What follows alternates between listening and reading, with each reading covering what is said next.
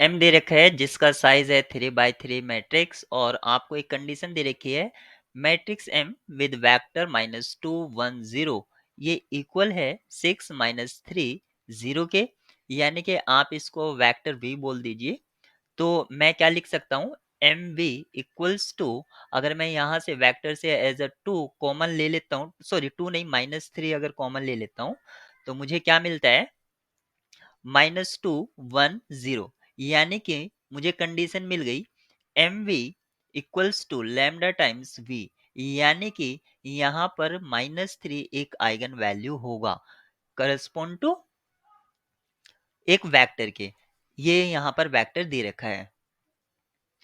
अब हमें एक आइगन वैल्यू मिल गई है m के लिए, तो हम जानते हैं कि अगर m की कोई आइगन वैल्यू लैम्डा है तो m क्यूब की जो आइगन वैल्यू होगी वो क्या होगी, लैम्डा क्यूब एक होगी ही होगी।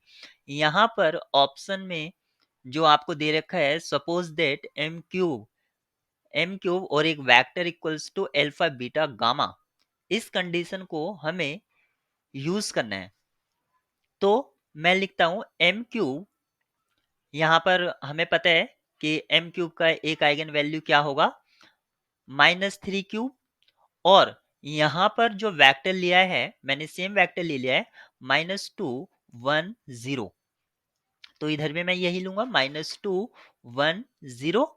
m cube v equals to lambda cube v मैंने लिया, m cube v equals to lambda cube v, इस कंडीशन को मैंने यूज किया। अब आपको यहाँ पर जो गिवन वेक्टर है जो आपको फाइंड आउट करना है, m क्यूब 1 - ½ और 0 चाहिए। आप इस वेक्टर से हर एक कॉन्स्टिट्यूएंट से -2 आउटसाइड ले लीजिए। तो अगर मैं -2 आउटसाइड लेता हूं तो मैं क्या लिख सकता हूं, -2 m क्यूब, और इस वेक्टर को मैंने लिखा 1 - ½ सेम वेक्टर आ जाएगा जो आपसे पूछा गया है, इक्वल्स टू -3 क्यूब, ये हो जाएगा आपका -27, और वेक्टर सेम है -2 1 0।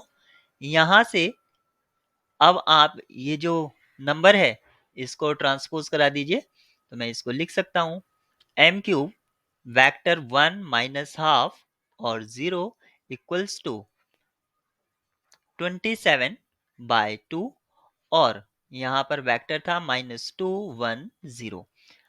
इसको फर्दर सिंप्लीफाई करेंगे तो राइट हैंड साइड क्या मिलेगा, राइट हैंड साइड मिलेगी आपको -27, फिर आपको मिलेगा 27/2 और फिर 0। यहाँ पर इसको अल्फा बीटा और गामा कहा गया है, तो अल्फा का वैल्यू यहाँ से हमें मिलता है -27, तो इसका मोड वैल्यू आपको क्या मिल जाएगा, 27।